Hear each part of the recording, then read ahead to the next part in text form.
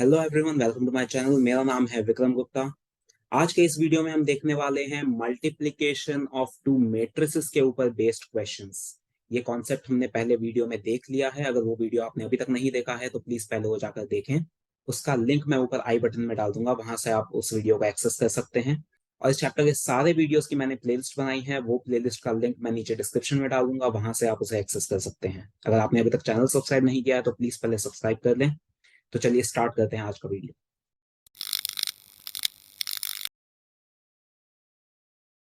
12th example में हमें ए और बी मैट्रिक्स गिवन है। अब ये एग्जाम्पल इंपॉर्टेंट है, यहाँ पर मल्टीप्लिकेशन ऑफ मैट्रिसेस का यूज होगा, जो हमने पिछले वीडियो में डिस्कस किया था। अगर आप लोग भूल गए हैं तो एक बार वो वीडियो फिर से रेफर करें। उसमें मैंने समझाया था कैसे दो मैट्रिक्स मल्टीप्लाई किए जाते हैं। अभी हम क्वेश्चन करेंगे तो आपको फिर से याद आ जाएगा। फिर भी आप वो वीडियो वापस रेफर कर सकते हैं। तो यहाँ पर हमें ए मैट्रिक्स दिया गया है, ये 2x2 का मैट्रिक्स है। और बी मैट्रिक्स हमें दिया है, ये एक 2x3 का मैट्रिक्स है। हमें यहाँ पर ए इंटू बी निकालना है, ए बी निकालना है। तो मैट्रिक्स मल्टीप्लिकेशन की एक कंडीशन बताई थी मैंने कि दो मैट्रिक्स तभी मल्टीप्लाई हो सकते हैं जब पहले वाले मैट्रिक्स के कॉलम्स और दूसरे वाले मैट्रिक्स के रोज सेम होते हैं। तो यहाँ पर पहले में है ए मैट्रिक्स, तो हम ए मैट्रिक्स के नंबर ऑफ कॉलम्स देखेंगे। और बाद में बी मैट्रिक्स है तो बी मैट्रिक्स के हम नंबर ऑफ रोज देखेंगे। दोनों के नंबर ऑफ कॉलम्स और नंबर ऑफ रोज, फर्स्ट वाले मैट्रिक्स के कॉलम्स और सेकंड वाले मैट्रिक्स के रोज अगर इक्वल होते हैं तो मैट्रिक्स मल्टीप्लाई हो सकते हैं। तो हम इन दोनों मैट्रिक्स को मल्टीप्लाई कर सकते हैं। अगर इसी क्वेश्चन में हमें b इंटू ए निकालने के लिए कहते तो हम b के कॉलम्स देखते और a के रोज देखते। तो b के कॉलम और a के रोज इक्वल नहीं है, इसलिए यहां पर b इंटू ए पॉसिबल नहीं है। इस क्वेश्चन में हम b इंटू ए नहीं निकाल सकते, a इंटू बी निकाल सकते हैं। तो ये बहुत इंपॉर्टेंट पॉइंट है कि कोई भी दो मैट्रिक्स आपको दिए हों तो उसमें ए बी और बी ए दोनों डिफाइन होंगे ऐसा जरूरी नहीं है। हो भी सकते हैं, लेकिन ऐसा भी पॉसिबल है कि ए बी फाइंड कर पा रहे हैं लेकिन बी ए नहीं फाइंड होगा, या बी ए फाइंड कर रहे हैं ए बी फाइंड नहीं हो रहा है। तो दोनों में से कोई एक फाइंड होगा और एक नहीं होगा, ऐसी पॉसिबिलिटी भी होती है। तो अब हम इसमें ए इंटू बी निकाल लेते हैं। अब मल्टीप्लाई कैसे करते हैं वो भी हमने डिस्कस किया था, फिर से अभी देख लेते हैं। ए इंटू बी का ऑर्डर क्या होगा?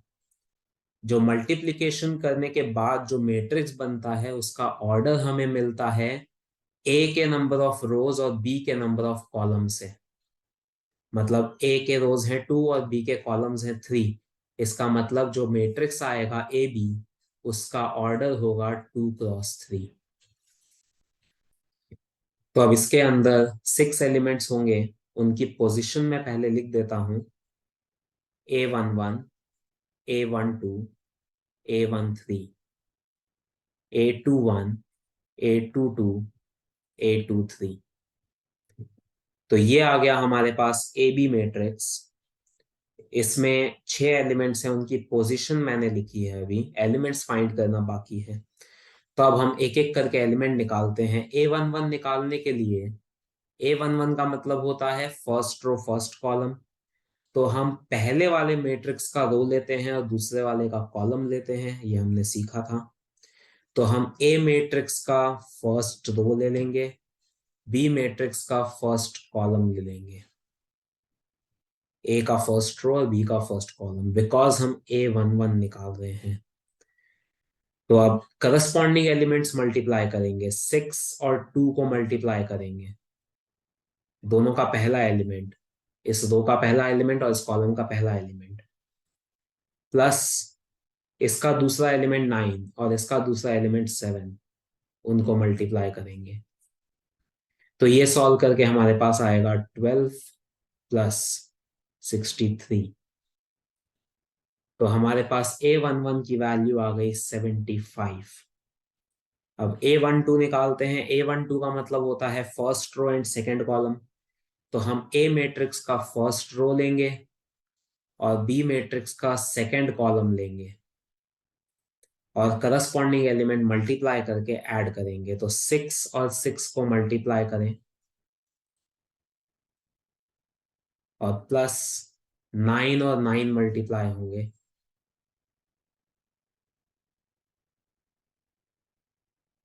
तो ये आ जाएगा 36 प्लस 81, 117। इसी तरह से A13 निकाल लेते हैं।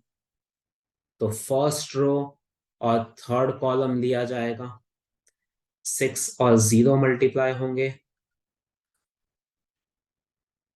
9 और 8 मल्टीप्लाई होंगे,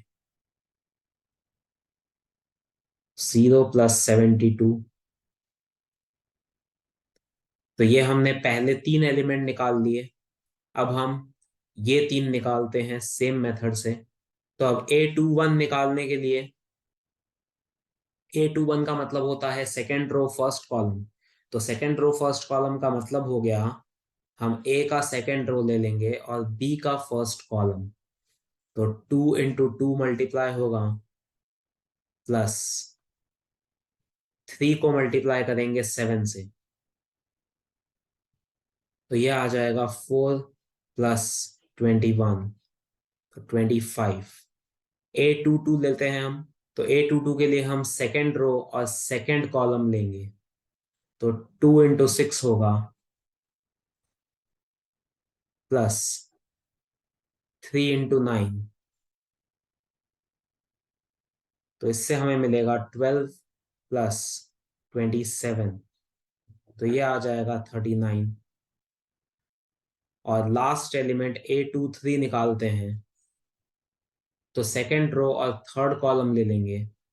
तो 2 इंटू 0 प्लस 3 और 8 मल्टीप्लाई होंगे। तो ये हमें मिलेगा 0 प्लस 24, मतलब 24। तो ये सारे एलिमेंट्स आ गए। अब हम इन सभी एलिमेंट्स को इस मैट्रिक्स में सब्स्टिट्यूट कर देंगे। तो ए बी मैट्रिक्स आ जाएगा 75, 117, 72, 25, 39 एंड 24। तो ये आ गया हमारे पास ए बी मैट्रिक्स। इस तरह से हम दो मैट्रिक्स को मल्टीप्लाई कर सकते हैं अगर कंडीशन सेटिस्फाई हो रही है तो। इसे आप नोट कर लें। फिर हम नेक्स्ट एग्जाम्पल पे जाते हैं, एग्जाम्पल नंबर 13।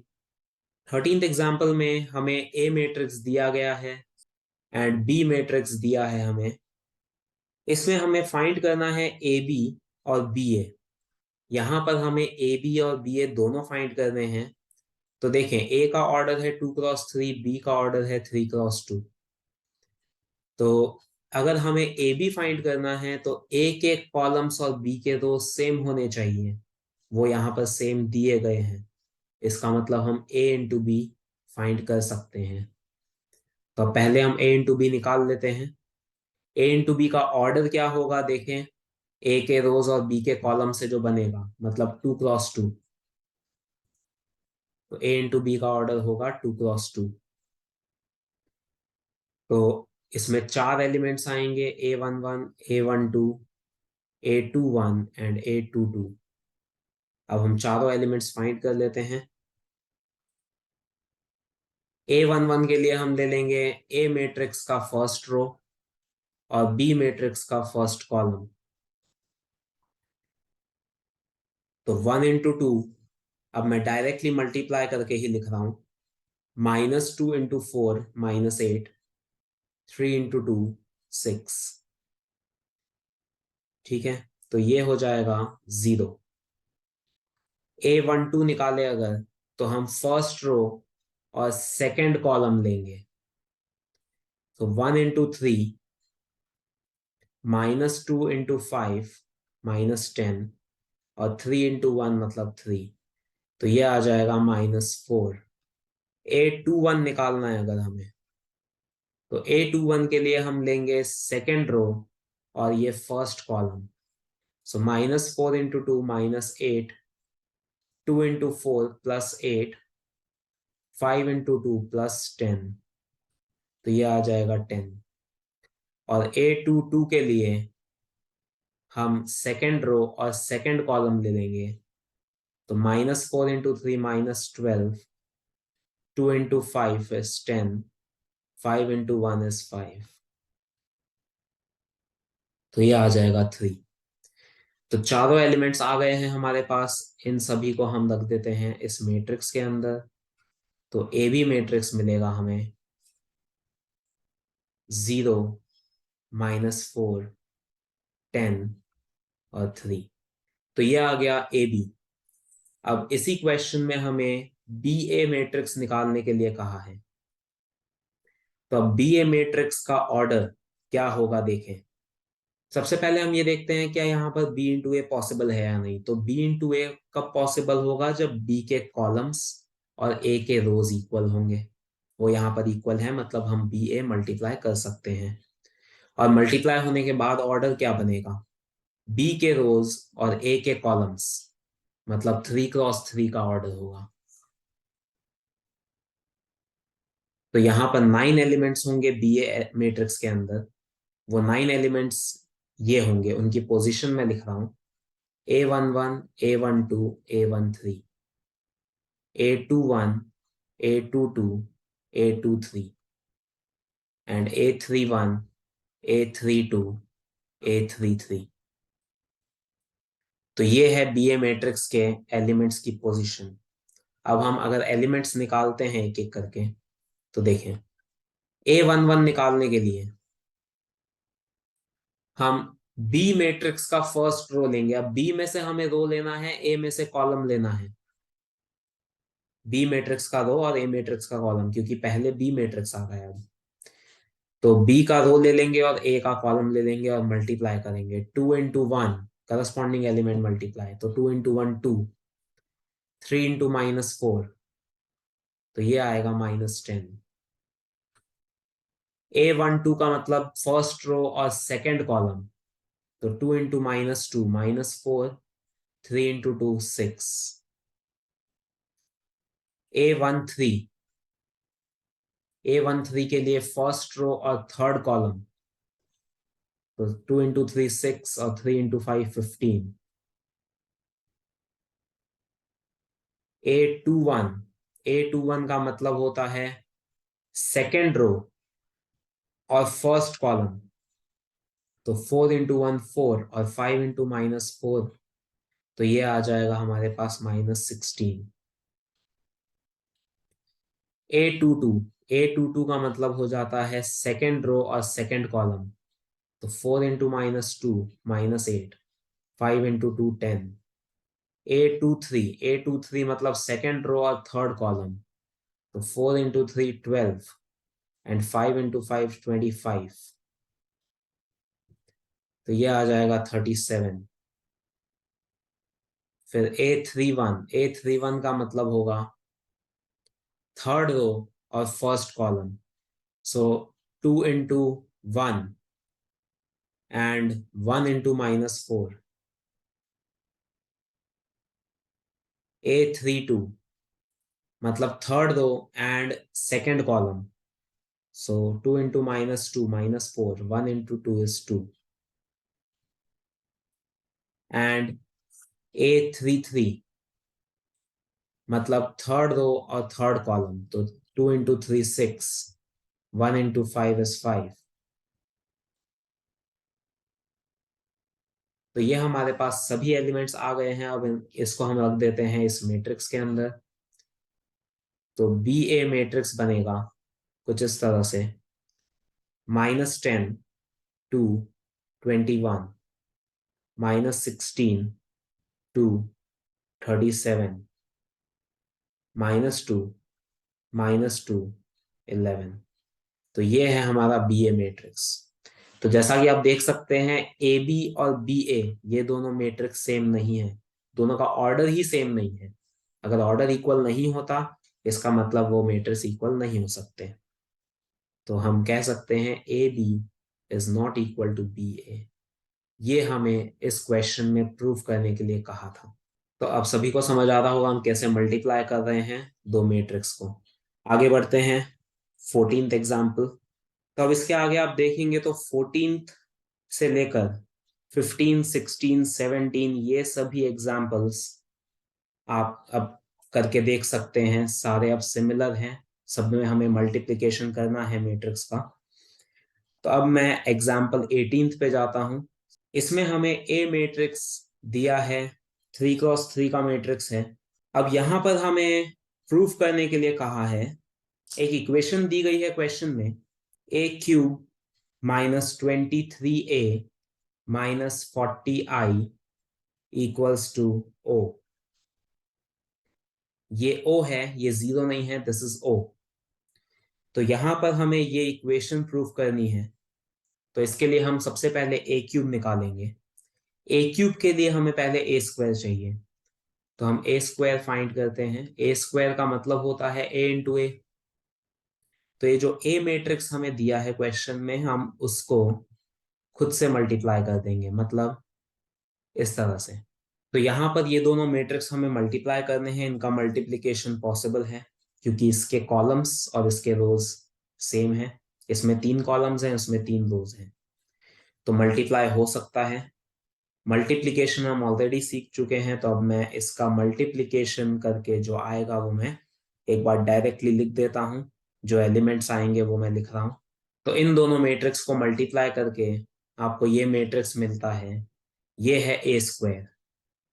अब a³ के लिए, a³ का मतलब होता है a² इंटू a² और a को मल्टीप्लाई करने से a³ आता है।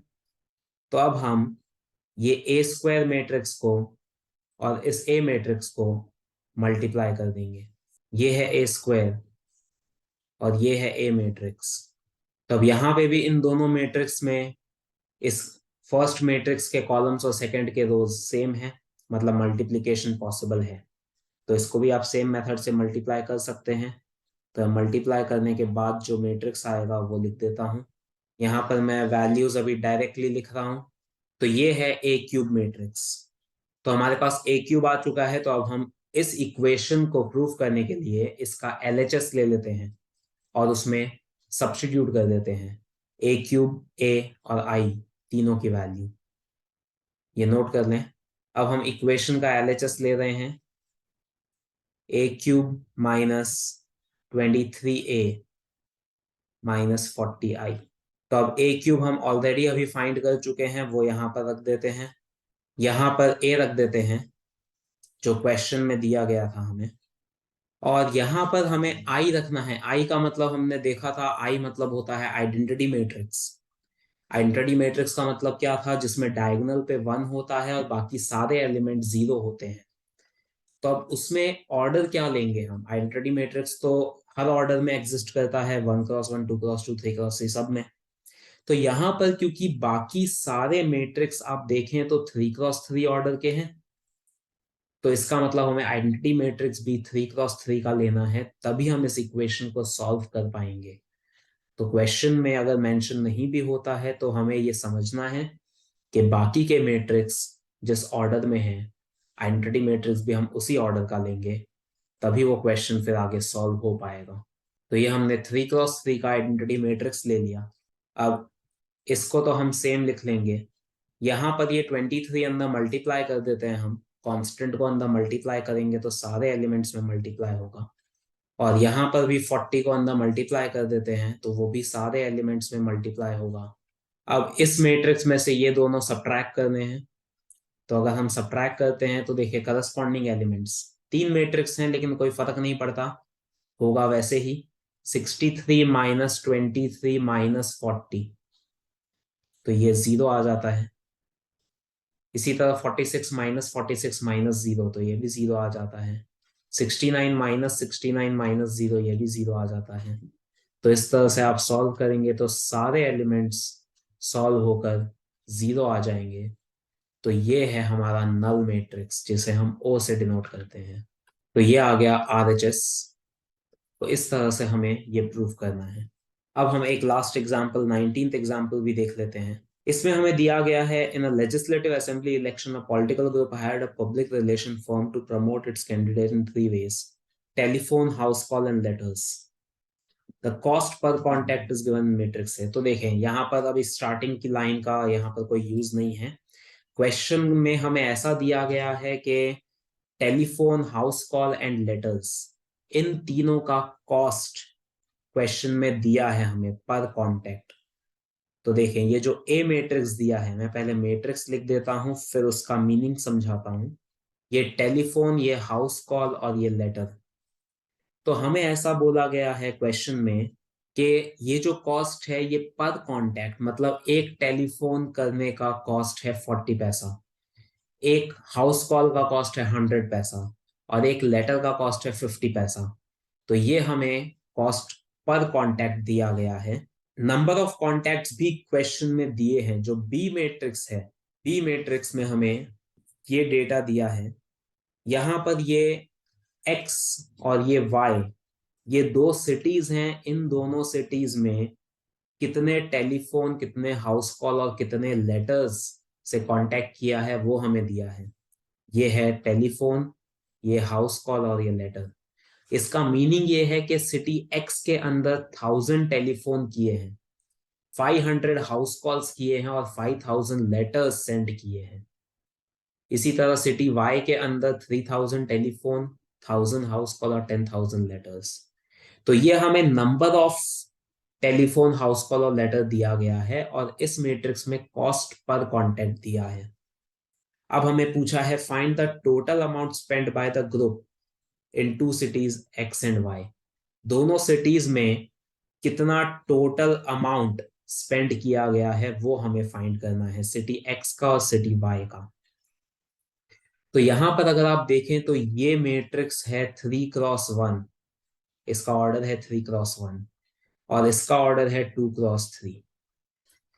तो हमें इसमें फाइंड करना है सिटी एक्स और सिटी वाई का टोटल कॉस्ट, मतलब हमें दो ही वैल्यूज फाइंड करनी है।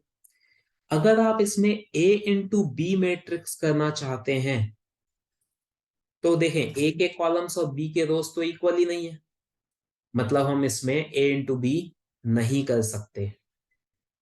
तो अगर हम बी इंटू ए चेक करें तो बी के कॉलम्स और ए के रोज सेम हैं, तो हम यहां पर b इंटू ए निकाल सकते हैं। और b इंटू ए निकालने से उसका ऑर्डर क्या बनेगा वो देखें।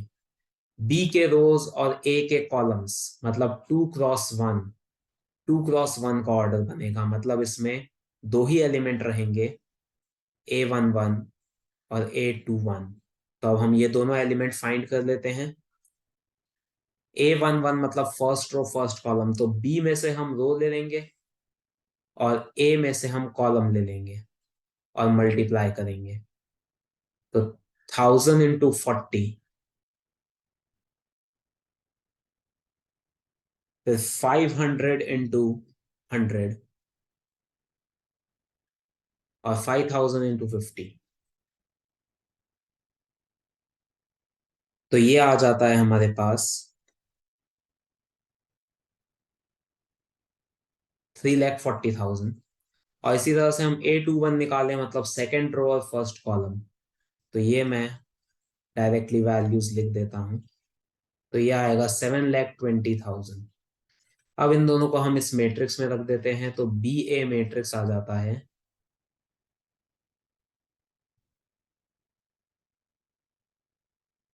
तो ये हमारे पास सिटी एक्स और ये सिटी वाई का टोटल कॉस्ट आ गया है।